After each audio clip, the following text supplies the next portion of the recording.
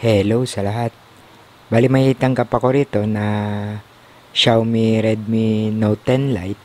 Ang exact model nito M200-2F4LG na ang issue nito stock logo. So upon checking, normal itong nagcha-charge. Then kapag nag full charge na ito at ipinower on, mag-i-stack lang ito sa logo hanggang sa malobat.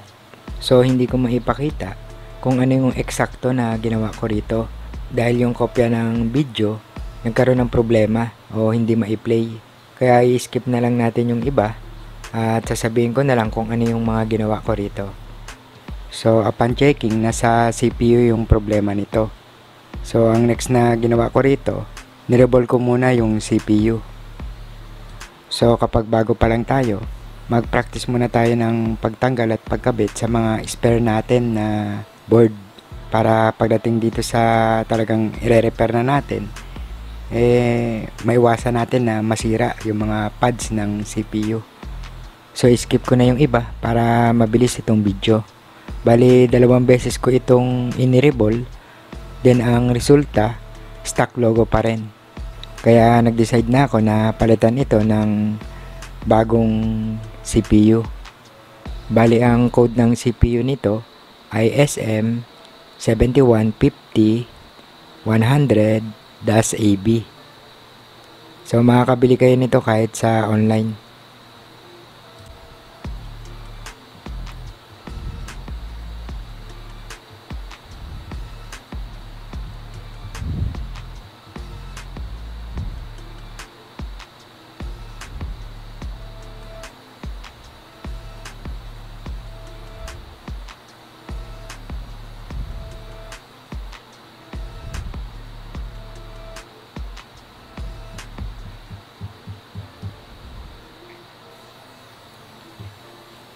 So after ko itong mapalitan ng CPU, may kita nyo dyan sa video na nag-power on na ito.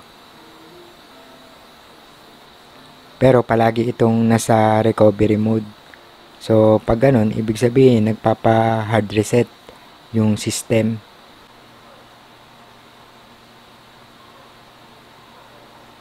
So ang ginawa ko dyan, hinard reset ko yan. At tuloy-tuloy na itong umopen. Pero mayroon itong second issue. So sa sobrang tagal na hindi na ipagawa ng may-ari, nakalimutan na yung password. So bale gagawa na lang ako ng second video para sa pag-unlock nito. Abangan nyo na lang. Then yung na-unlock ko na ito, mayroon itong third issue. No service ito. Nadidetect nito yung SIM card pero wala itong signal, wala itong baseband, at wala itong IME. Pero sa Wi-Fi, gumagana ito. So 2 beses ko nang nirebol yung bagong CPU nito, pero negative pa rin yung naging resulta. So ang sunod ko sanang step dito ay gamitan ito ng DFT Pro Tools para malaman ko kung nasa program yung problema o nasa mainboard talaga yung problema. So dahil sa medyo kapos, hindi ko ito na-avail. Then isa pa, hindi ko ito ma-troubleshoot dahil sa wala akong mapa o wala akong schematic. Dahil sa expired na rin yung Borneo schematic ko. So dahil sa talagang medyo kulang ako nung mga time na yun, nag-decide na lang ako na i-return na lang ito sa may-ari para maipagawa sa mayroong mga tools.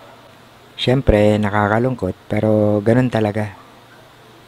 Kailangan na lang tanggapin na wala tayo at pagsikapan na magkaroon. Abangan nyo na lang yung second video nito, yung pag-unlock. Yun lang. So hanggang dito na lang muna. Sana nakatulong tong video natin at may natutunan tayo kahit na konti. Lalong-lalo na sa mga bagong tulad natin. At hi and hello na sa mga tropa, sa mga master, sa mga nag-upload ng mga totoong impormasyon, sa mga sumusuporta at mga nagtitiwalang magpagawa sa atin. Ayun. Thank you sa inyong lahat. At yun, okay na to. Okay. Okay.